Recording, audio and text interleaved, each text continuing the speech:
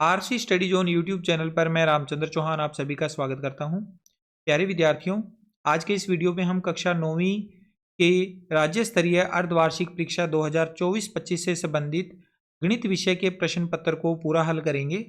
अगर आप कक्षा 9वीं के विद्यार्थी हैं तो आपके लिए यह वीडियो काफ़ी इंपॉर्टेंट है। आप इस वीडियो को पूरा देखिएगा और आप अपनी परीक्षा में कितने अंक अर्जित कर पाए हैं इस वीडियो को देखने के बाद आप अपना मूल्यांकन कीजिएगा। साथ ही वार्षिक परीक्षा की तैयारी के लिए भी आपको यह वीडियो पूरा देख लेना चाहिए, क्योंकि ज़्यादातर ये होता है कि अर्धवार्षिक परीक्षा का जो प्रश्न पत्र होता है उसमें से 10 से 20% प्रश्न रिपीट होते हैं वार्षिक परीक्षा में। तो यानी आपको अगर 15 से 20 अंकों की तैयारी अर्धवार्षिक परीक्षा के प्रश्न पत्र से आपकी तैयारी हो जाएगी वार्षिक परीक्षा के लिए। तो आप इस वीडियो को पूरा देखकर वार्षिक परीक्षा की तैयारी भी कर सकते हैं और आपकी अर्धवार्षिक परीक्षा के प्राप्त अंकों का मूल्यांकन भी कर सकते हैं। प्रश्न पत्र को किस तरह से सोल्व किया जा सकता है इसकी भी आपको हेल्प मिलेगी इस वीडियो को देखने के बाद। तो आप इस वीडियो को पूरा देखकर वीडियो अच्छी लगे तो इसे लाइक और शेयर करना, और व्हाट्सएप के ऊपर अगर आप इसको पीडीएफ फाइल के रूप में सोल्यूशन चाहते हैं तो आपको इसकी पीडीएफ फाइल मेरे व्हाट्सएप नंबर पे मिल जाएगी। व्हाट्सएप नंबर आपको स्क्रीन पर दिखाई दे रहे हैं, वहाँ पर आप मैसेज कीजिएगा, मैं आपको पीडीएफ फाइल प्रोवाइड करवा दूंगा। आइए स्टार्ट कर लेते हैं। सबसे पहले जो पहला खंड था वो था ए खंड, जिसमें 1 से 10 तक के वस्तुनिष्ठ टाइप के प्रश्न थे। तो पहला ही प्रश्न है √5 1 है, तो √5 वर्गमूल नहीं निकाला जा सकता √5 का, तो ये एक अपरिमेय संख्या है। मैंने यहाँ नीचे लिखा भी है कि 5 एक पूर्ण वर्ग संख्या नहीं है, पूर्ण वर्ग संख्या का ही वर्गमूल निकाला जा सकता है पूरा पूरा। √5 का वर्गमूल हम ज्ञात नहीं कर सकते, इसकी वैल्यू ज्ञात नहीं कर सकते। √5 एक अपरिमेय संख्या होगी, तो इसका सी ऑप्शन सही हो गया। इसके बाद इसका सेकंड क्वेश्चन है x² - 9 का हल है।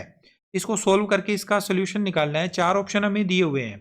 तो देखो x² - 9, x² - 9 की वैल्यू क्या आएगी? x² - 9, 9 एक पूर्ण वर्ग संख्या है तो 9 को 3 का स्क्वायर लिखेंगे, तो ये बन गया a² - b²। तो सर्वसमीका अप्लाई करें, a² - b², तो ये होती है एक बार प्लस में a + b और इंटू में a - b।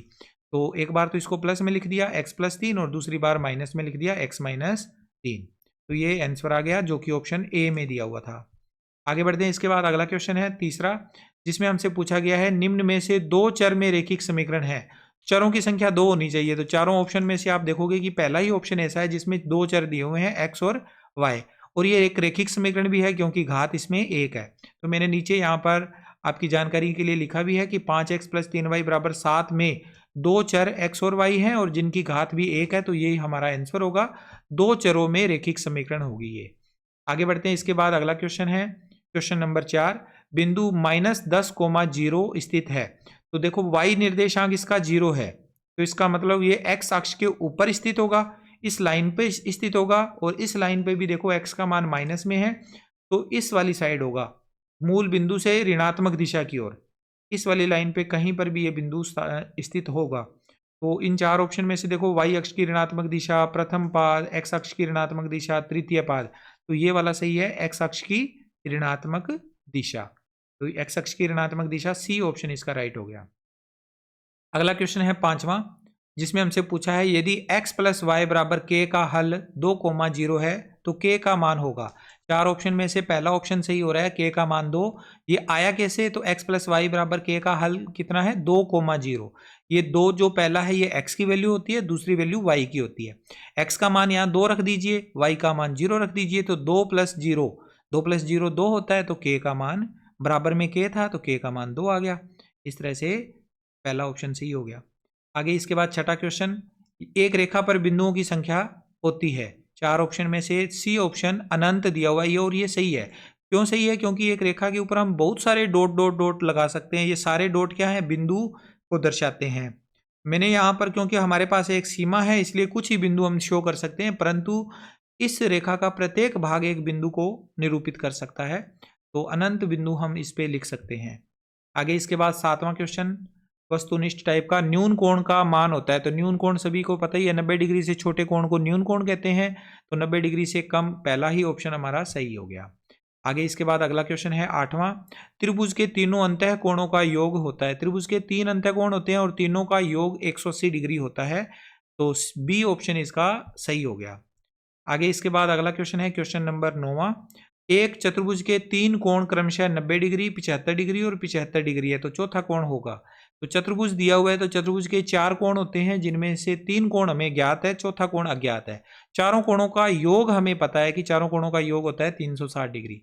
तो 4 कोण हमने मान लिए, कोण ए प्लस कोण बी प्लस कोण सी प्लस कोण डी, चारों का योग 360 डिग्री। तो 3 कोण हमें पता है और प्लस में कोण डी लिख दिया।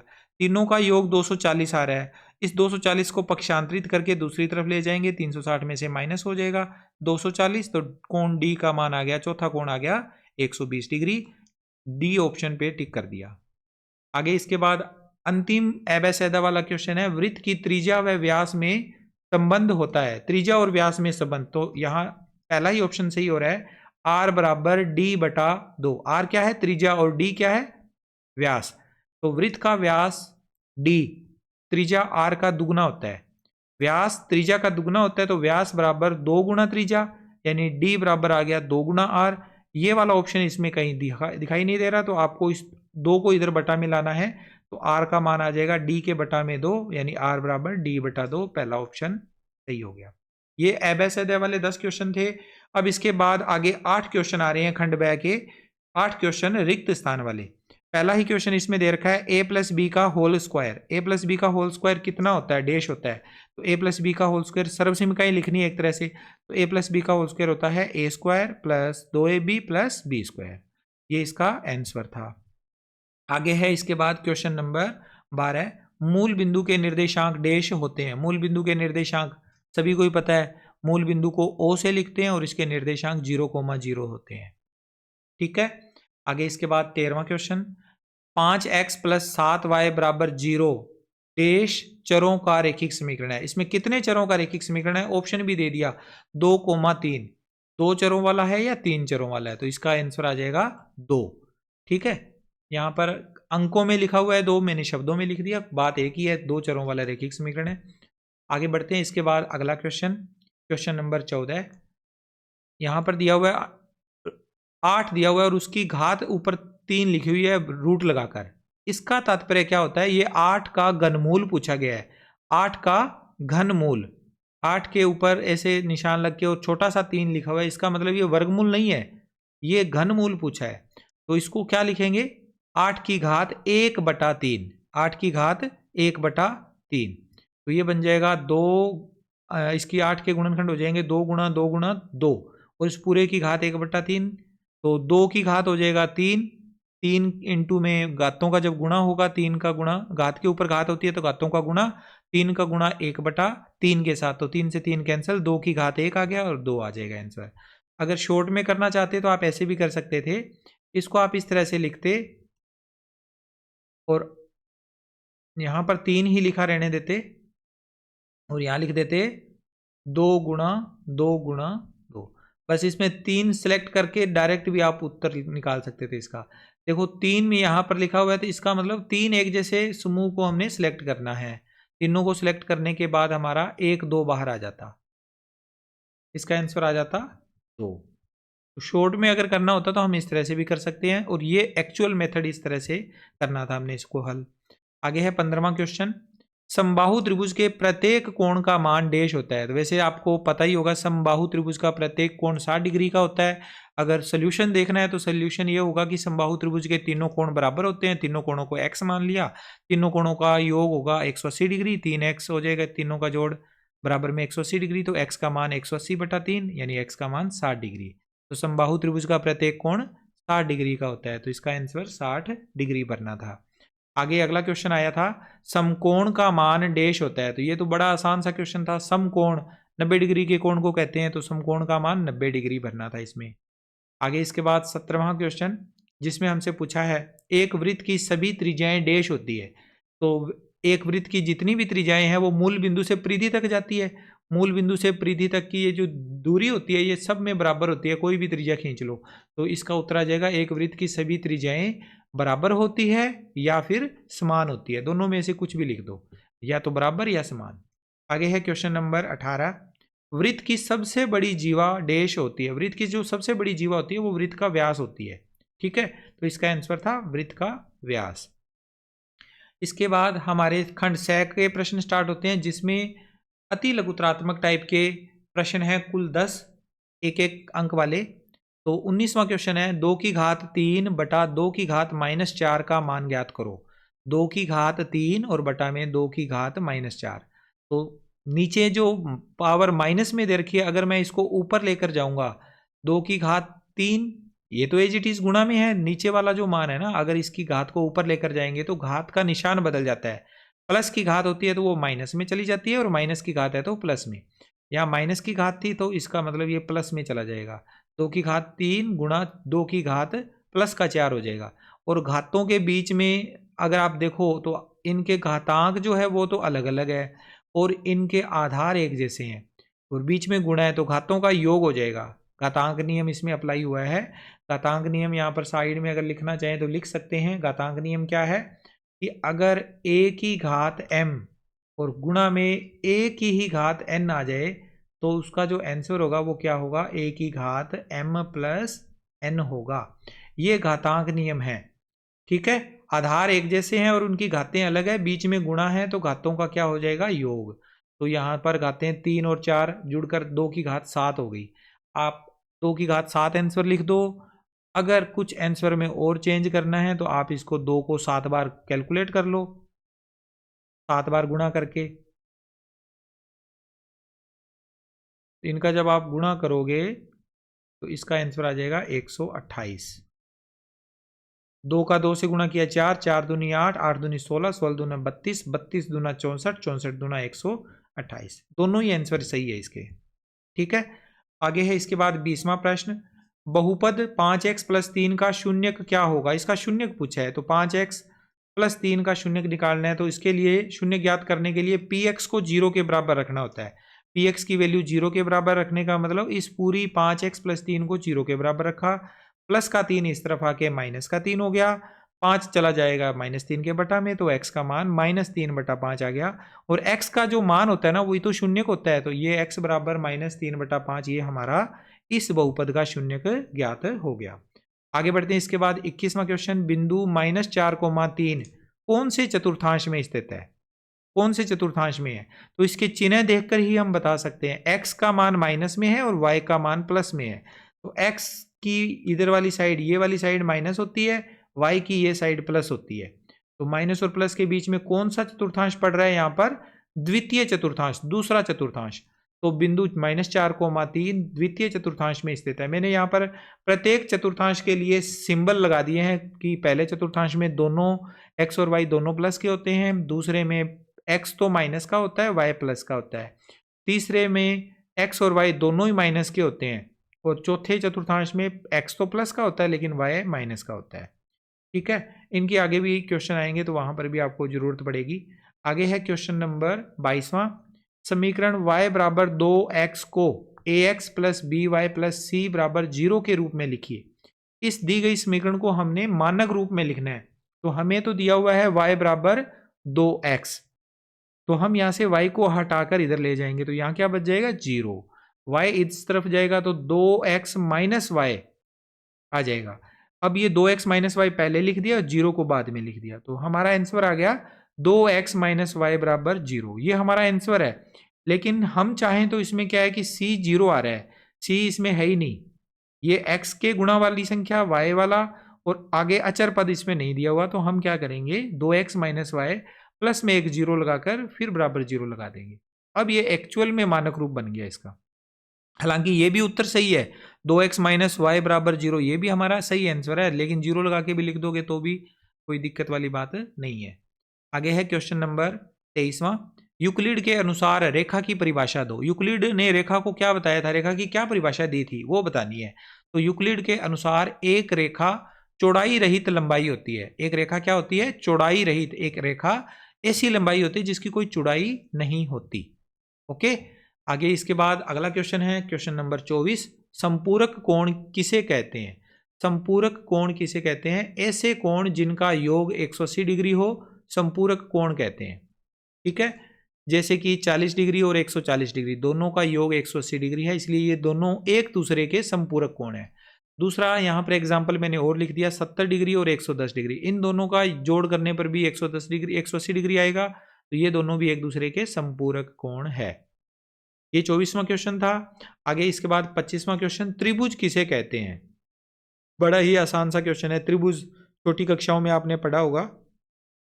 त्रिभुज तीन भुजाओं से घिरी बंद आकृति को त्रिभुज कहते हैं। त्रिभुज की परिभाषा है तीन भुजाओं से घिरी बंद आकृति को त्रिभुज कहते हैं। किसी त्रिभुज में तीन भुजाएं, तीन कोण तथा तीन शीर्ष होते हैं। कोई भी त्रिभुज है उसमें तीन भुजाएं होती है, तीन कोण होते हैं और तीन शीर्ष होते हैं। ओके, आगे है इसके बाद क्वेश्चन नंबर 26वां, समचतुर्भुज की दो विशेषताएं बताओ। समचतुर्भुज की दो विशेषताएं, मैंने यहाँ चार विशेषताएं लिखी है, आप इनमें से कोई दो विशेषताएं लिख सकते हो। समचतुर्भुज की एक तो चारों भुजाएं बराबर होती है, दूसरा है समचतुर्भुज की सम्मुख भुजाएं समांतर होती है, आमने सामने की जो भुजाएं होती है वो समांतर होती है। तीसरा विशेषता इसमें है समचतुर्भुज के प्रत्येक सम्मुख कोण युग्म बराबर होते हैं। सम्मुख कोण युग्म क्या होंगे, बराबर होंगे। समचतुर्भुज के विकर्ण समकोण पर समद्विभाजित होते हैं। समचतुर्भुज के जो विकर्ण होंगे वो 90 डिग्री के कोण पर एक दूसरे को काटेंगे और इसके अलावा वो समद्विभाजित भी होंगे और विकर्ण एक दूसरे के साथ दो बराबर भागों में डिवाइड हो जाएंगे कटने के बाद। ओके, ये चारों में से आप कोई दो लिख दीजिए। आगे है पिरामिड। पिरामिड किसे कहते हैं, ये क्वेश्चन थोड़ा हटके है। पिरामिड की परिभाषा पूछी है या पिरामिड के बारे में पूछा है। तो पिरामिड एक त्रिविमीय आकृति होती है बच्चों, जिसका आधार एक बहुभुज होता है। आधार क्या होता है, बहुभुज होता है। बहुभुज यानी कि त्रिभुज, चतुर्भुज, पंचभुज, षटभुज ऐसा होगा नीचे से वो, ठीक है, आधार से। फिर जिसके प्रत्येक किनारे पर एक त्रिभुज होता है और प्रत्येक किनारे पर क्या होगा, एक त्रिभुज होगा। सभी त्रिभुज एक साथ जुड़े होते हैं जिनका एक उभयनिष्ठ शीर्ष होता है। आधार तो मैंने बताया है कि क्या होता है, एक बहुभुज होता है। त्रिभुज, चतुर्भुज, पंचभुज, षटभुज, सप्तभुज कुछ भी हो सकता है वो, लेकिन उसका एक उभयनिष्ठ शीर्ष होगा, यानी ऊपर की जो साइड होगी नहीं, वहां सारे त्रिभुज आपस में एक बिंदु पर आकर इकट्ठे होकर मिल जाएंगे, तो उसको बोलते हैं पिरामिड। वैसे आपने गीजा का पिरामिड, मिस्र के पिरामिडों के बारे में देखा होगा, सुना होगा, तो वो सारे क्या होते हैं, पिरामिड के एग्जाम्पल्स हैं। आपको मैं यहाँ डायग्राम में भी दिखाऊं तो इस तरह की जो शेप होती है ये होते हैं पिरामिड, ठीक है। ये क्या है, पिरामिड का एग्जाम्पल है। पिरामिड जिसका देखो नीचे यहाँ पर एक चतुर्भुज दिखाया हुआ है, चार भुजाओं वाली आकृति है। ये चार भुजाओं वाली भी हो सकती है, पांच भुजाओं वाली भी हो सकती है, छह भुजाओं वाली भी हो सकती है। अब इस देखो ये प्रत्येक किनारे जो है ना, प्रत्येक किनारे पर एक त्रिभुज खड़ा होगा। इस वाले किनारे पे ये वाला त्रिभुज ऊपर जाके एक जगह पे मिल रहा है, इस वाली भुजा पे एक इधर से त्रिभुज आ रहा है, इस वाली भुजा जो हमें दिख नहीं रही है, हमारे सामने नहीं है, पीछे की साइड है, तो डॉटेड लाइन में दिखाई हुई है, इसके ऊपर भी एक त्रिभुज यहाँ पे आके मिल रहा है। इस वाली साइड पे भी एक त्रिभुज है जो कि यहाँ पे आके तीसरा उसका जो बिंदु है वो यहाँ पर है। तो इस तरह से आप इसको समझ सकते हैं। आगे इसके बाद अगला क्वेश्चन है क्वेश्चन नंबर 28, जिसमें हमसे पूछा गया है क्वेश्चन नंबर 28 में,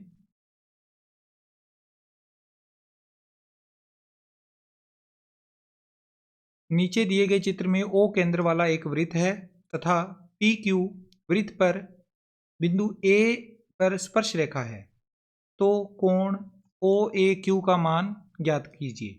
ओ ए क्यू, इस वाले कोण की वैल्यू हमने बतानी है, यहाँ पर कितने डिग्री का कोण बनेगा। हिंदी वाले में देखो पेपर में ये वाला जो कोण है ना वो वैल्यू बतानी है। तो पहली बात यहाँ पर ये चीज़ देखिए कि स्पर्श रेखा और अगर हम ये वाली त्रिज्या के बीच का कोण देखें तो यहाँ पर हमेशा 90 डिग्री का कोण बनता है। मैंने ये लाइन यहाँ पर इसीलिए लिख दी कि वृत्त की स्पर्श रेखा स्पर्श बिंदु पर त्रिज्या के साथ समकोण बनाती है। स्पर्श बिंदु ये है और ये है त्रिज्या, त्रिज्या के साथ स्पर्श बिंदु पर स्पर्श रेखा 90 डिग्री का कोण बनाती है। इसी कोण को ही तो ज्ञात करना था, तो ये कोण कितना आ जाएगा, 90 डिग्री, ठीक है।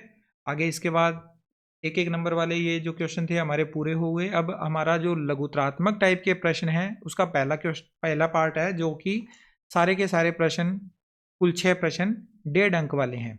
इसमें पहला क्वेश्चन है कि सरल करो। सरल करो में √32 प्लस √48 बटा में √8 प्लस √12 ये दिया हुआ है क्वेश्चन। अब एक मेथड तो ये था कि इन सब में जो चीज़ कॉमन आती है वो कॉमन लेकर छोटा बना ले इसे, ठीक है। पहला मेथड तो ये था कि कॉमन ले लिए जाए, लेकिन अगर कॉमन वाला आपको याद नहीं रहता है, आपको कॉन्सेप्ट याद है, कॉन्सेप्ट क्या है कि संयुग्मी से गुणा करना, ठीक है। नीचे वाला जो है ये वैल्यू, इसको हटाने का तरीका होता है, इसके संयुग्मी से ऊपर नीचे गुणा कर दो, नीचे वाला अंडर रूट हटता है और उसके बाद सोल्व हो जाता है ये क्वेश्चन लगभग। तो ये तरीका तो हमारा नॉर्मल चलता ही है, लेकिन अगर आप इसमें से कॉमन लोगे तो कॉमन लेकर भी इस क्वेश्चन को छोटा बनाकर भी बाद में प्रक्रिया तो यही करनी पड़ेगी, लेकिन वो वैल्यू थोड़ी छोटी हो जाएगी। लेकिन वैल्यू से मत डरिए, कैलकुलेशन आप इजीली कर पाओगे, ज़्यादा इतनी मुश्किल कैलकुलेशन है नहीं। देखो ये जो वैल्यू दे रखी है ना, इसका जो हर है √8 प्लस √12, इस √8 प्लस √12 के संयुग्मी को देखोगे तो क्या आएगा, √8 माइनस √12, प्लस की जगह माइनस लग जाएगा बस दोनों के बीच में। अब इस √8 माइनस √12 से हमें गुणा और भाग दोनों करने हैं इस पूरी वैल्यू को, तो एक बार ऊपर गुणा में लिख दिया, नीचे भाग में भी लिख दिया। ऊपर का डायरेक्ट गुणा होगा, नीचे हमें इसका फार्मूला मिल जाएगा √8 प्लस √12, एक बार प्लस में है दूसरी बार माइनस में है, तो ये फार्मूला बन रहा है यहाँ पर, एक बार प्लस में a प्लस बी और दूसरी बार माइनस में a माइनस बी। अगर ऐसा आ जाए तो सर्वसमीका के हिसाब से उसका आंसर क्या होगा, a² माइनस b² होगा, ठीक है। ये सर्वसमीका इसमें अप्लाई हो रही है। तो नीचे वाली वैल्यू में तो √8 का स्क्वायर माइनस √12 का स्क्वायर हो जाएगा। ऊपर क्या हुआ है, ऊपर वाली वैल्यू में इस √32 का गुणा हमने कर दिया इन दोनों संख्याओं से, तो √32 का गुणा √8 से कर दिया और √32 का गुणा √12 से भी कर दिया, ठीक है। माइनस के तो माइनस में आएगा। फिर √48 का गुणा करेंगे √8 के साथ, तो √48 गुणा √8, फिर √48 का गुणा माइनस √12 से करेंगे तो माइनस में आ जाएगा √48 गुणा √12। अब अगले स्टेप में देखो, बटे वाली संख्या को पहले सोल्व करते हैं। √8 का होल स्क्वायर है तो √ कट जाएगा, 8 बच जाएगा केवल, और इधर से माइनस का 12 आ जाएगा। नीचे बन गया 8 माइनस 12, ठीक है। नीचे वाली वैल्यू तो इस तरह से आ गई। अब ऊपर वाली वैल्यू में क्या आया, ऊपर वाली वैल्यू में क्या करेक्शन है या क्या चेंज है, ऊपर गुणा ही तो करना है ना। तो अंडर वाली संख्याएं अगर गुणा में होती है तो एक ही अंडर में आ जाती है, ये दोनों संख्याएं एक ही वर्गमूल में आएगी। अंडर का 32 और अंडर का 8, 32 का 8 से गुणा करते हैं तो 256 आता है, तो ये वर्गमूल में 256 आ गया। फिर माइनस 32 का गुणा 12 से कर देंगे, 32 और 12 का गुणा 384, 384 भी एक ही वर्गमूल में आ गया। और आगे प्लस के 48 और 8 का गुणा करेंगे तो ये भी 384 होगा, वर्गमूल 384, और लास्ट में माइनस में 48 और 12 का गुणा करेंगे 576 आएगा एक ही वर्गमूल के अंदर। अंडर 384 और अंडर 384 आपस में कैंसिल हो गए, क्योंकि एक वैल्यू तो माइनस की है और दूसरी वैल्यू प्लस की है, ये दोनों कट गए। 256 का वर्गमूल 16 होता है और 576 का वर्गमूल 24 होता है। 16 माइनस 24 और बटा में 8 माइनस 12, 8 में से 12 घटाएंगे तो माइनस के 4 आ जाएंगे। 16 में से 24 घटाएंगे माइनस के 8, नीचे माइनस के 4, माइनस माइनस कैंसिल, 8 बटा 4 होता है 2, तो इस आंसर आ जाएगा 2। 29वां क्वेश्चन हुआ कंप्लीट। अब इसके बाद 30वां क्वेश्चन, संख्याएं पूछी है 3/4 और 4/5 के बीच 3 परिमेय संख्याएं निकालो। दो संख्याएं हैं 3/4 और 4/5 और इनके बीच हमें 3 परिमेय संख्याएं निकालनी है। तो पहली बात आपको कॉन्सेप्ट याद रखना है कि जो दो संख्याएं हमें दे रखी है उनके एक तो हर एक जैसे होने चाहिए, जैसा इस क्वेश्चन में है, दोनों के हर बराबर है, दोनों के हर समान है, और ऊपर वाली वैल्यू 3 और 5 में केवल एक का ही अंतर है, 3 के बाद ही आता है 4, 3 और 4 में केवल एक का अंतर आ रहा है। तो एक लाइन यहाँ पर ये आप चाहो तो लिख देना, नहीं तो जरूरी नहीं है, बस आपको यहाँ से नोटिस में ये बात रखनी है कि हर बराबर हो और अंशों में एक का अंतर हो। तो यहाँ मैंने लिखा भी है 3/5 और 4/5 के हर समान और अंश में एक का अंतर है। तो कुल संख्याएं कितनी ज्ञात करनी है, 3, तो n का मान 3, n में 1 जोड़ दो तो यानी 3 + 1 4 हो जाएगा। हमें ऊपर नीचे 4 का गुणा भाग करना है, 3/5 के साथ 4/5, 4/4 का गुणा किया 12/20 आ गया, 4/5 के साथ भी ऊपर नीचे 4 का गुणा करा तो 16/20 आ गया। 12/20 और 16/20 इनके बीच में ही हमारी संख्याएं मिल जाएगी हमें। 12/20 के बाद आएगा 13/20, 14/20 और 15/20, ये 3 आंसर हमारे याद कर लिए। तो ये क्वेश्चन इस तरह से करना था। आगे इसके बाद 31वां क्वेश्चन बड़ा ही आसान क्वेश्चन है। x = 0 पर दिए गए बहुपद 5x - 4x² + 3 का मान निकालो। इस वाले बहुपद का x = 0 पर मान निकालना है। तो वैसे तो डायरेक्ट ही पता लग रहा है कि जहाँ 0 आ गया वो x वाली टर्म दोनों ही खत्म हो जाएगी, 3 इसका उत्तर आएगा। लेकिन पूरा हमें सोल्व करना है, 1.5 नंबर का प्रश्न है। तो पहले दिया गया बहुपद हमने लिखा, फिर x बराबर 0 रखने पर p0 का मान आ जाएगा 5 गुणा में x था तो x की जगह 0 आ गया, माइनस 4 गुणा x की पावर 2 है तो 0 की पावर 2 और प्लस में 3, 5 इंटू 0 0, 4 इंटू 0 0 प्लस में 3, 0 माइनस 0 प्लस 3 3 होता है तो p0 का मान 3 आ गया। बहुपद का मान हमने कैलकुलेट कर लिया। आगे इसके बाद 32वां क्वेश्चन, बहुपद px बराबर 5x प्लस 6 का शून्यक निकालो। इसका शून्यक निकालना है तो px बराबर दिया हुआ है 5x प्लस 6, शून्यकों के लिए px को 0 के बराबर रखना है। शून्यकों को निकालने के लिए 5x प्लस 6 को 0 के बराबर रख दिया तो 5x बराबर माइनस का 6 हो जाएगा। 6 इस तरफ आकर 5 के गुणा में x है तो 5 को हटा देंगे यहाँ से x की वैल्यू निकालने के लिए, 5 चला जाएगा बटा में, माइनस का 6 बटा 5 इसका आंसर आ जाएगा। दिए गए बहुपद का शून्य को हुआ माइनस का 6 बटा 5। आगे है क्वेश्चन नंबर 33, समीकरण x बराबर 4y के कोई दो हल निकालो। इसके कोई दो हल बताने हैं। समीकरण के हल ज्ञात करने का मेथड आपको पता ही होगा, x या y के मान रखने होते हैं। x बराबर 4y, 4y, y के मान पर हम x के मान आसानी से निकाल सकते हैं। तो y का मान पहले 0 रख दो तो x का मान क्या आएगा 4y, y की जगह पर 0 रखेंगे, 4 गुणा 0 0 ही होता है। फिर y का मान 1 रख दो, x बराबर 4 गुणा 1, x बराबर आ जाएगा 4। अतः दी गई समीकरण के दो हल क्या आ जाएंगे, x और y सारणी के रूप में हमने लिखा। जब हमने y का मान 0 रखा था तो x का मान 0 आया तो 0 और 0। जब y का मान 1 रखा तो x का मान 4 आया तो नीचे 1 रख दिया y के सामने और ऊपर 4 लिख दिया। ठीक है, ये टेबल हमारी कंप्लीट हो गई। दो हल निकालने थे वो निकाल लिए।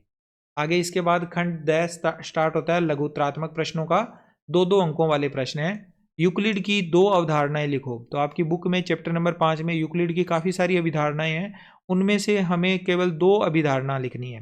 तो मैंने अभिधारणा पहली और दूसरी दोनों लिख दी लगातार ही। क्या है अभिधारणा, एक बिंदु से एक अन्य बिंदु तक एक सीधी रेखा खींची जा सकती है। एक बिंदु से एक अन्य बिंदु तक एक सीधी रेखा खींची जा सकती है। और अभिधारणा 2 है, एक शांत रेखा को अनिश्चित रूप से बढ़ाया जा सकता है। ये 2 अवधारणा नोट करनी थी। आगे है क्वेश्चन नंबर 36, त्रिभुज ABC एक समकोण त्रिभुज है जिसमें कोण A बराबर 90 डिग्री, AB बराबर AC है, तो कोण B व कोण C ज्ञात करो। बड़ा अच्छा क्वेश्चन है, इंपॉर्टेंट क्वेश्चन था ये। मैंने आपको जो PDF डाली थी उसमें भी ये क्वेश्चन आया हुआ था। दिया गया है त्रिभुज ABC एक समकोण त्रिभुज है जिसमें कोण A बराबर 90 डिग्री है तथा BC बराबर AC है। ये दोनों भुजाएं, ये AB बराबर AC, AB और AC आपस में बराबर है। देखो बच्चों, मैंने जो इंपॉर्टेंट क्वेश्चन की PDF डाली थी या 4-5 जो वीडियो बनाए थे उनमें से लगभग पेपर में क्वेश्चन आए हैं। बहुत सारे ऐसे क्वेश्चन हैं जो उन क्वेश्चनों में से ही आए हैं। तो आपने अगर उन वीडियो को देखा है, वहाँ से अगर आपने तैयारी करी है, तो आपको इम्पोर्टेंट क्वेश्चंस की तैयारी करने के कारण लाभ मिला होगा वार्षिक अर्धवार्षिक परीक्षा के प्रश्न पत्र को हल करने में। अब देखो इस क्वेश्चन पे आते हैं। कोण A का मान तो 90 डिग्री है और ये दोनों भुजाएं बराबर है। तो समकोण, इसकी त्रिभुज की एक प्रॉपर्टी होती है कि किसी भी त्रिभुज की अगर भुजाएं बराबर है तो उनके सामने वाले कोण भी बराबर होते हैं। तो ये दोनों भुजाएं आपस में बराबर है। इस भुजा के सामने वाला कोण कौन सा होगा, ये कोण B, और इस वाली भुजा के सामने वाला कोण कोण C। ये दोनों कोण आपस में बराबर हो जाएंगे क्योंकि भुजाएं आपस में बराबर है। तो कोण B और कोण C बराबर हो जाएंगे, जिनको हमने x मान लिया। क्या मान लिया, x। अब किसी त्रिभुज के तीनों अंत्य कोणों का योग 180 डिग्री होता है। तीनों कोण कौन कौन से, इसमें कोण A, कोण B और कोण C, तीनों का योग 180 डिग्री। A का मान हमें 90 डिग्री दिया हुआ है, B और C हमने x माने हुए हैं, तो ये x प्लस x हो गया। x और x 2x, 90 चला गया दूसरी तरफ, तो 180 डिग्री माइनस 90 डिग्री, x का मान आ जाएगा 90/2, यानी x बराबर आ गया 45 डिग्री। 45 डिग्री आ गया x की वैल्यू, और x क्या है, b का भी मान है और c का भी मान है। तो कोण b और कोण c दोनों बराबर हैं और दोनों की ही वैल्यू 45 डिग्री आ जाएगी। ओके, आगे बढ़ते हैं। इसके बाद अगला क्वेश्चन है क्वेश्चन नंबर 37, यदि चतुर्भुज के चारों कोणों का अनुपात 3:5:9:13 हो तो चारों कोणों के मान बताओ। चारों कोणों के मान बताने हैं, चारों कोणों के अनुपात हमें दे दिए। तो चतुर्भुज के चारों कोणों का अनुपात कितना है? 3:5:9:13 है। तो अनुपात अगर दिया होता है ना तो कोणों को मानना आसान हो जाता है। मान लेंगे, माना पहला कोण, पहले कोण का अनुपात कितना है? 3, तो 3x मान लिया। तो दूसरा कोण अपने आप ही कितना बन जाएगा? 5x, तीसरा कोण 9x हो जाएगा और चौथा कोण 13x हो जाएगा। सबके आगे डिग्री लगाना है क्योंकि कोणों को डिग्री में मापते हैं। अब ये 4 कोण हैं और चारों का योग, चारों कोण चतुर्भुज के हैं, चारों का योग 360 डिग्री होता है। तो चारों कोणों की वैल्यू रखे 3x plus 5x plus 9x plus 13x, चारों का योग 360 डिग्री। सबका योग करेंगे 30x आएगा, 30x बराबर 360 डिग्री, तो x बराबर आया 360 डिग्री बटा 30। 360 डिग्री में 30 का भाग देंगे तो 12 डिग्री इसका उत्तर आएगा। क्या आएगा? 12 डिग्री। ठीक है, अब x की वैल्यू हमें पता चल गई, x बराबर 12 डिग्री है। तो पहला कोण कितना था? 3x था, जिसकी वैल्यू आ जाएगी 3 गुणा x की जगह पे 12 डिग्री लिखेंगे तो 36 आ जाएगा। दूसरा कोण 5x था, तो 5 गुणा 12 डिग्री 60 डिग्री। तीसरा कोण 9x माना हुआ था, 9 गुणा 12 डिग्री 108 डिग्री। और चौथा कोण 13x, 13 इंटू 12 डिग्री बराबर 156 डिग्री। तो ये चारों कोण हमने ज्ञात कर लिए। चारों का योग करके भी देखोगे तो 360 डिग्री आएगा। आगे 38वां क्वेश्चन, एक वर्ग व समचतुर्भुज में 2 अंतर बताओ। वर्ग और समचतुर्भुज में 2 अंतर बताने हैं। तो मैंने यहाँ 3 अंतर लिखे हैं, आप कोई भी 2 अंतर लिख देना। मैंने टेबल बना के लिखा है, आपको जैसी मर्जी आप वैसे बना के लिख सकते हो। अंतर वाले क्वेश्चन होते हैं तो टेबल बना के ज़्यादा अच्छे से शो होते हैं। एक तरफ मैंने वर्ग के लिए लिख दिए, दूसरी तरफ समचतुर्भुज के। तो वर्ग का प्रत्येक कोण समकोण होता है, वर्ग का प्रत्येक कोण समकोण होता है, जबकि समचतुर्भुज का प्रत्येक कोण समकोण हो यह आवश्यक नहीं है। देखो बच्चों, एक चीज याद रखना कि समचतुर्भुज जो होता है ना, उसकी चारों भुजाएं बराबर होती है और कोण कितने भी हो सकते हैं चारों। अगर चारों भुजाओं के साथ साथ चारों कोण 90 डिग्री के हो जाते हैं तो वो वर्ग में बदल जाता है। कहने का मतलब है कि समचतुर्भुज में से ही वर्ग निकला है, लेकिन वर्ग में समचतुर्भुज नहीं होता। ये बात याद रखना। तो पहली प्रॉपर्टी तो ये थी कि प्रत्येक कोण 90 डिग्री का होता है। समचतुर्भुज का 90 डिग्री हो भी सकता है, नहीं भी हो सकता। वर्ग के विकर्ण बराबर होते हैं, वर्ग के जो विकर्ण होते हैं ना वो बराबर होते हैं, जबकि समचतुर्भुज के विकर्ण बराबर हो यह आवश्यक नहीं है। समचतुर्भुज के विकर्ण बराबर हो भी सकते हैं और नहीं भी हो सकते। तीसरा, प्रत्येक वर्ग एक समचतुर्भुज होता है। वर्ग क्या होता है? एक समचतुर्भुज होता है, जो मैं पहले बता रहा था। वर्ग क्या हो सकता है? एक होता है, एक समचतुर्भुज होता है, परंतु प्रत्येक समचतुर्भुज एक वर्ग हो यह आवश्यक नहीं है। प्रत्येक समचतुर्भुज एक वर्ग होगा ये जरूरी नहीं है। ठीक है,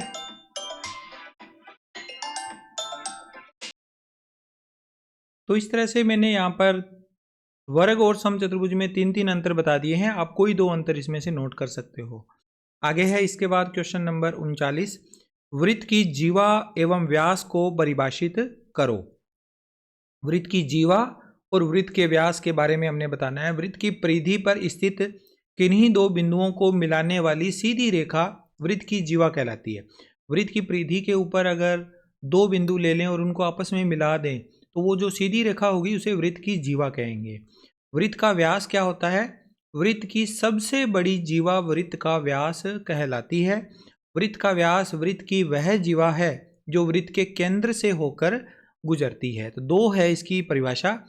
एक तो है कि वृत्त की सबसे बड़ी जीवा वृत्त का व्यास कहलाती है, और वृत्त का व्यास वृत्त की वो जीवा होती है जो वृत्त के केंद्र से होकर गुजरती है। ठीक है, तो ये परिभाषाएं हैं, इनको आपने लिखना है।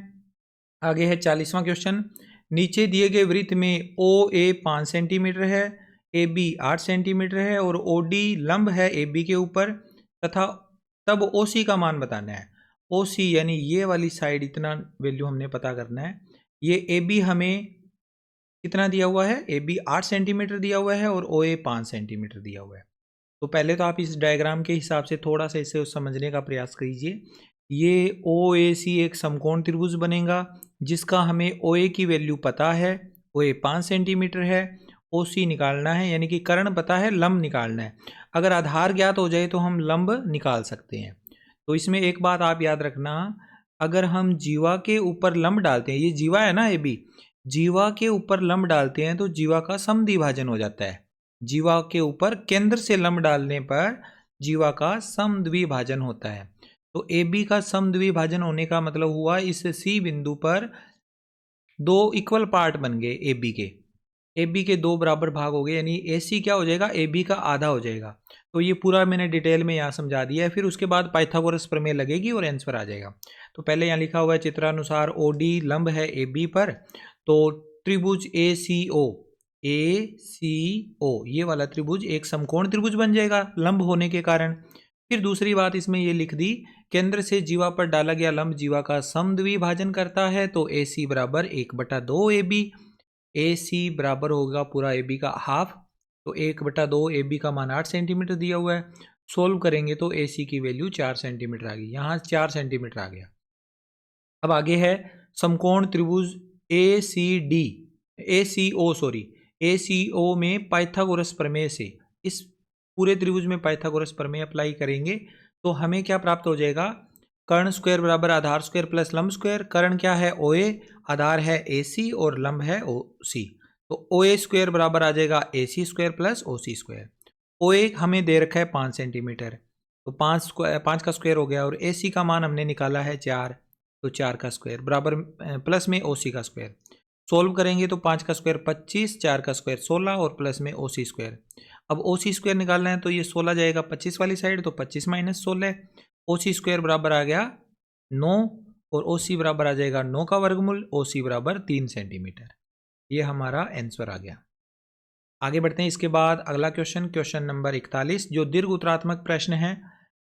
अब 3 अंकों वाले 3 प्रश्न हैं दीर्घ उत्तरात्मक। पहला है इसमें बिंदुओं बताने हैं 2,3 -1,3 और -2,4 और 5,-6 कौन से चतुर्थांश में स्थित है। ये सारे बिंदु कौन से चतुर्थांश में है ये बताना है।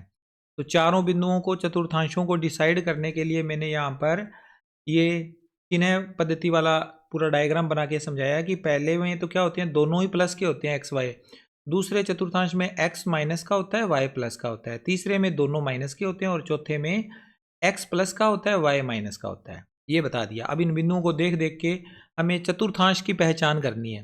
पहले बिंदु को देखो दोनों प्लस के हैं, 2,3 दोनों ही प्लस के हैं, तो पहला चतुर्थांश में होते हैं प्लस के, तो पहला चतुर्थांश लिख दो इसका। दूसरे बिंदु में x माइनस का है और y प्लस का है, x माइनस का y प्लस का, तो ये दूसरे चतुर्थांश में आएगा, द्वितीय चतुर्थांश में स्थित है। तीसरे में दोनों माइनस के हैं, तो तीसरा क्वेश्चन का आंसर ही तृतीय चतुर्थांश होगा।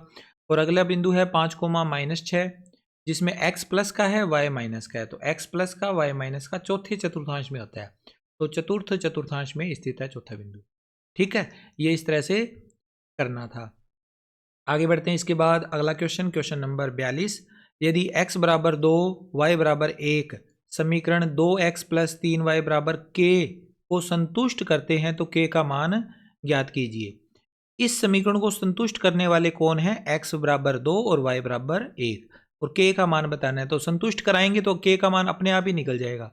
दी गई समीकरण 2x + 3y बराबर k, x बराबर 2 और y बराबर 1 दी गई समीकरण को संतुष्ट करते हैं। अतः दी गई समीकरण में x व y के मान रखने पर x की जगह पर 2 रखना है, y की जगह पर 1 रखना है, तो 2x तो 2 गुणा 2 प्लस 3y, y की जगह पर 1, 3 × 1, 2 दूनी 4 प्लस 3 एकम 3, 4 + 3 बराबर k, तो k का मान 7 आ गया। तो ये हमारे को ज्ञात करना था तो हमने ज्ञात कर लिया। आगे है क्वेश्चन नंबर 43 43वां। नीचे दी गई आकृति में ए बी समांतर सी डी है तो एक्स व वाई का मान निकालो। बड़ा आसान सा क्वेश्चन 3 नंबर में दिया है। दिया क्या गया है, ए बी और सी डी एक दूसरे के समांतर है। डायग्राम चाहे आप ये देख लीजिए चाहे ये देख लीजिए, ए बी और सी डी एक दूसरे के समांतर है, तो हमें एक्स और वाई के मान निकालने हैं। तो पहली बात तो आपको समांतर वाली यहाँ पर जरूरत ही नहीं पड़ेगी, ये वाली लाइन देखने की जरूरत नहीं है। ये वाली लाइन को देखो, एक सीधी रेखा है और सीधी रेखा पे ये दोनों कोण बने हुए हैं, तो रेखिक कोणों का योग 180 डिग्री होता है। 50 और x का योग 180 डिग्री हो जाएगा। पहला आंसर ऐसे आ जाएगा। दूसरा आंसर अगर हम समांतर वाला कॉन्सेप्ट यूज ना भी करें तो ये देखो, ये दोनों कोण कौन से होंगे, शीर्षाभिमुख कोण। शीर्षाभिमुख कोण होते हैं बराबर, तो y का मान 130 आ जाएगा। इन दोनों को भी जब आप सोल्व करोगे तो 50 + x बराबर 180 है, तो x का मान भी 130 आ जाएगा। इस तरह से कर सकते हो। अगर हम बराबर वाली प्रॉपर्टी करें तो ये जितना x आएगा ना उतना ही तो y होगा। x और y आपस में बराबर है, क्यों? क्योंकि ये दोनों एकांतर कोण है, तो एकांतर कोण बराबर होते हैं इसलिए। अब आगे इसमें देखो, रेखिक कोणों का योग बराबर 180 डिग्री है, तो इसे आगे सोल्व करेंगे तो 50 डिग्री प्लस x बराबर 180 डिग्री, x का मान निकालना है तो 50 डिग्री इधर पक्षांतरण हो गया, x बराबर 130 डिग्री आ गया। अब x की वैल्यू निकालने के बाद दूसरा प्रॉपर्टी यूज करेंगे, एकांतर कोण युग्म बराबर होते हैं, यानी x बराबर y। तो x की वैल्यू हमने निकाली हुई है 30 डिग्री 130 डिग्री, तो बराबर में y, तो y का मान भी 130 डिग्री आ गया। दोनों की वैल्यू हमने ज्ञात कर ली है। आगे चलते हैं, इसके बाद अगला क्वेश्चन करेंगे। अगला प्रश्न है प्रश्न संख्या 44। यदि x माइनस 1 नीचे दिए हुए बहुपदों px का गुणनखंड है तो k का मान प्रत्येक स्थिति में निकालो। यहाँ दो प्रश्न दे दिए और इसके साथ साथ हमें अथवा में भी एक क्वेश्चन दे दिया कि यदि बहुपद px बराबर x की power 3 plus 3x square plus 3x plus 1 को निम्नलिखित गुणनखंडों से विभाजित करें तो प्रत्येक स्थिति में शेषफल निकालो। तो बच्चों इस क्वेश्चन में मेरे को डाउट लग रहा है कि ये विभाजन वाला क्वेश्चन आना नहीं चाहिए था, लेकिन आया हुआ है। ये शेषफल प्रमेय पर आधारित क्वेश्चन है, तो थोड़ा सा इस क्वेश्चन को देखना पड़ेगा। क्वेश्चन तो सही है, क्वेश्चन में कोई दिक्कत नहीं है, लेकिन हो सकता है ये सिलेबस से हटा दिया हो और गलती से आ गया हो, ये थोड़ा देखना पड़ेगा। ये वाला क्वेश्चन तो आपके सिलेबस में है, इसको देख लेते हैं पहले और फिर बाद में अथवा वाला क्वेश्चन भी करेंगे। पहले आप इस क्वेश्चन में ये देखो कि x माइनस 1 इस बहुपद का गुणनखंड है, तो k का मान बताना है। तो पहले आप इसमें देखो, पहले क्वेश्चन में px जो बहुपद है वो कितना दिया हुआ है, kx square minus 3x plus k, और gx इसको gx मानना होता है। gx कितना है, x माइनस 1। ये जो gx है ना, ये px का एक गुणनखंड है, तो gx के शून्य के द्वारा इस बहुपद को क्या किया जाएगा, संतुष्ट किया जाएगा। याद रखना दो बहुपद होते हैं, एक px है दूसरा gx। अगर gx px का एक गुणनखंड है तो gx से शून्य निकाल लो, और जो शून्य आएगा वो इस px वाले बहुपद को क्या करेगा, संतुष्ट करेगा, यानी उसमें रखने पर इसकी वैल्यू 0 आएगी। ठीक है, तो पहले हम इसमें लिखेंगे gx बराबर x माइनस 1, तो gx बराबर हो जाएगा 0 रखने पर, x माइनस 1 बराबर 0, x की वैल्यू आ गई 1। ये x बराबर 1 किसका शून्य है, gx का। यही शून्य सेम किसका होगा, px का भी होगा। ये वाला शून्य px का भी शून्य होगा, जो gx का शून्य है ना वही px का शून्य होगा। इस x वाले मान को अब हम रखेंगे px में, तो आगे इस क्वेश्चन को सोल्व करेंगे। गुणनखंड प्रमेय से p1 जो x की वैल्यू 1 आई थी ना, वो p1 बराबर 0 होगा। तो बहुपद क्या था, k x square minus 3x plus के, तो x की जगह पर हमने 1 लिखा है, तो k इंटू 1 का स्क्वायर माइनस 3 गुणा, आगे x की जगह पर 1 आ गया और प्लस में k। सोल्व करेंगे, 1 का स्क्वायर 1 होता है, तो 1 इंटू के माइनस 3 गुणा 1 3 प्लस के और के 2k, माइनस का 3 इस तरफ आके प्लस का 3 हो गया, तो 2k बराबर 3 है, तो k का मान 3/2 हो गया। इसी तरह से इसका जो दूसरा क्वेश्चन था उसमें px हमें x square plus x plus के दे रखा है, gx बराबर दिया हुआ है x माइनस 1, gx बराबर 0 रखने पर x माइनस 1 बराबर 0, यानी x का मान फिर से वही आएगा सेम ही, x बराबर 1। गुणनखंड प्रमेय क्या कहेगी कि p1 बराबर 0 होना चाहिए, तो p1 इस बहुपद में रखेंगे 1 का स्क्वायर प्लस x की जगह पर 1 प्लस k की जगह पर k, 1 प्लस 1 का स्क्वायर 1 और आगे 1 का 1 प्लस में k, 1 और 1 2, प्लस के 2 हैं और प्लस के 2 दूसरी तरफ आएंगे तो माइनस के 2 हो जाएंगे, तो k का मान -2 आ गया। ये इस तरह से क्वेश्चन करना था। अब इसका जो अथवा वाला पार्ट है वो भी देखिए। अथवा वाले पार्ट में हमारे पास जो बहुपद दिया हुआ है, इस वाले बहुपद में हमने इन दोनों बहुपदों को बार बार भाग देकर देखना है और शेषफल निकालना है। तो पहले हम इसमें देखो, पहले वाला बहुपद हमने लिख लिया px, जिससे भाग देना है वो gx है। अब gx की जो वैल्यू है उसको 0 के बराबर रखना है पिछले क्वेश्चन की तरह ही, तो x का मान आएगा -1। अब शेषफल निकालने का मेथड क्या होता है, अगर ये इसका गुणनखंड होता तो शेषफल 0 होता, तब तो हमने क्या किया, p1 बराबर 0 पहले से ही लिख दिया था k का मान निकालने के लिए। अब ये इस x बराबर -1 पर अगर शेषफल निकालना है ना, तो p1 -1 की वैल्यू हम खुद कैलकुलेट करेंगे, तो यहाँ लिखेंगे, अतः शेषफल प्रमेय से शेषफल कितना होगा, p-1। उसमें तो पिछले क्वेश्चन में तो क्योंकि गुणनखंड था तो शेषफल उसमें 0 होता है, तो हमने सीधा ही लिखा था p1 बराबर 0, p-1 बराबर 0, ऐसा करके लिखा था। लेकिन इसमें नहीं करना ऐसे, p1 माइनस का इसकी वैल्यू निकालो, तो x की जगह पर -1 रखेंगे, यहाँ पर -1 की पावर 3 प्लस 3 इंटू -1 की power 2 plus 3 into -1 plus 1। Solve करेंगे, -1 की पावर 3 है तो माइनस का 1 आएगा, -1 का स्क्वायर खोलेंगे तो प्लस का 1 आएगा। 1 का गुणा 3 से किया 3, 3 का गुणा -1 से करेंगे -3 और प्लस में 1 तो है ही। सबकी कैलकुलेशन करेंगे, प्लस के 3 और 1 4, माइनस के भी 3 और माइनस के 1 माइनस के 4, तो 4 - 4 0 उत्तर आ गया इसका। ठीक है, इसी तरह से इसका सेकंड पार्ट करेंगे जिसमें हमें बहुपद तो यही दिया हुआ है, बहुपद सेम है, लेकिन जो gx है ना वो x-1 दिया हुआ है। जब ये x-1 है तो इसका मतलब क्या हुआ, इसको 0 के बराबर रखेंगे तो इस बार x बराबर 1 आएगा, तो हमारा जो शेषफल होगा वो p1 के बराबर होगा। तो इसमें अब हम x की जगह पर पिछले क्वेश्चन में -1 रखा था, अब यहाँ पर +1 रखेंगे। सोल्व करेंगे, सारे वैल्यू प्लस में आ जाएंगे, 8 इसका आंसर आएगा।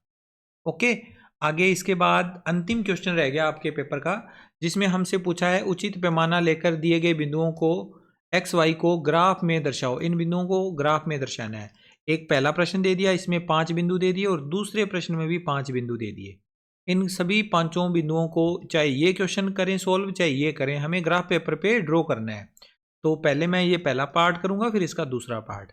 ज़्यादा मुश्किल है नहीं, ग्राफ पेपर पे आप आराम से इनको ड्रॉ कर सकते हो। जैसे पहला क्वेश्चन मैंने यहाँ पर अलग से लिख दिया है। पहला बिंदु है -2,4, तो x की वैल्यू इस x वाली लाइन में देखेंगे -2, ये रहा, और y का मान 4 है तो ऊपर चले जाएंगे 4 के सामने, तो ये बिंदु आ गया। फिर है -1,5, -1 यहाँ पर है x की वैल्यू और 5 ऊपर आएगा, ये रहा बिंदु, मिल गया। अब x का मान 0 और y का मान 3, x अक्ष के ऊपर 0 यहाँ पर है और y का मान 3 है तो 3 ये आ गया। फिर है x का मान 5, y का मान 2, x का मान x अक्ष के ऊपर 5, y का मान 2 ऊपर की तरफ जाएंगे तो ये मिल जाएगा। फिर है 6,1, x का मान 6, y का मान 1, ये सारे मान आ गए। इसमें एक चीज़ हमारी अभी अधूरी है, इसमें हमने पैमाना नहीं लिखा अभी। पैमाना लिखना बहुत ज़रूरी है बच्चों, पैमाना आपको ज़रूर लिखना है ग्राफ पेपर पे, इसका अलग से अंक डिसाइड होता है। पैमाने में हम क्या लिखेंगे, हमने ये सारे लाइनें 1-1 सेंटीमीटर पे ली है। ग्राफ पेपर पे भी आप याद रखना, ग्राफ पेपर अगर आपको क्वेश्चन पेपर को सोल्व करते टाइम दिया जाता है, स्कूल की तरफ से प्रोवाइड करवाया जाता है, तो वो स्टैंडर्ड ग्राफ होता है और उसमें पैमाना होता है, वो क्या होता है 1 सेमी का ही हमने अंतराल लेना है एक बॉक्स को।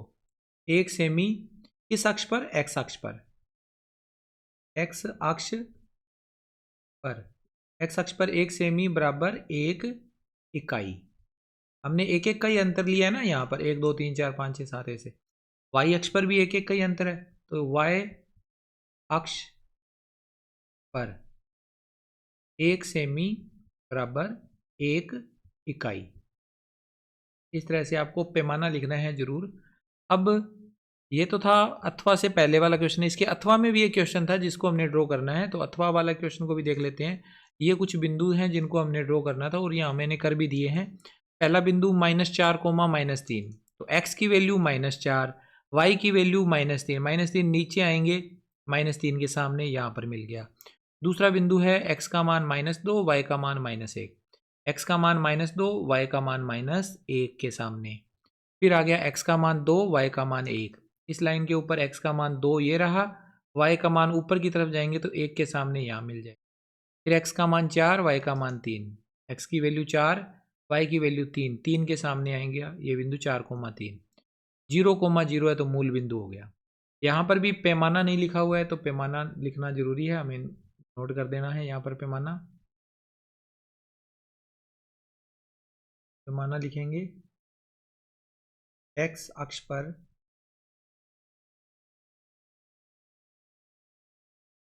1 सेमी बराबर 1 इकाई, और y अक्ष पर भी सेम है, y अक्ष पर भी हमने 1-1 का अंतराल लिया हुआ है। 1 सेमी बराबर 1, x अक्ष पर और y अक्ष पर 1-1 सेंटीमीटर बराबर 1-1 इकाई का गैप है। x अक्ष पर 1 सेमी बराबर 1 इकाई और y अक्ष पर 1 सेमी बराबर 1 इकाई।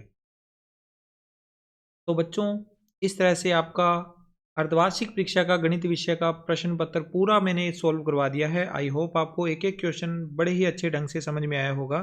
फिर भी अगर आपको कोई डाउट है किसी प्रकार के प्रश्न में, तो आप वीडियो के नीचे कमेंट बॉक्स में कमेंट करना, मैं आपको तुरंत रिप्लाई देने का प्रयास करूँगा। मिलता हूँ आपसे नेक्स्ट वीडियो में। Take care, bye bye.